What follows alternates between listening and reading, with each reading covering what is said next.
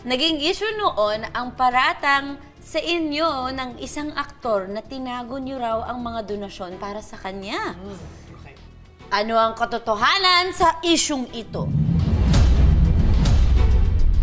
Okay, ito sasagutin. Teka, reveal mo muna. Okay. Teka lang, kung sasagutin niyo, ako yung iinom ng patis! Sige, sagutin mo. Okay. Noong time kasi na nagkaroon siya ng problema at dinala siya sa ospital, ako, si Nanay Astera Moyo at si Nadia Montenegro at misis ko, nagsama kami para humingi Collection.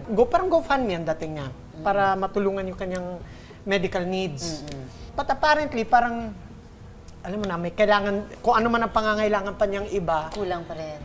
kulang dahil may gusto siyang iba. Parang ganun ang dating. Sinabi niya na wala daw siyang tinanggap na pera ni Singkong Duling. Yung pang-term niya, ni Singkong Duling.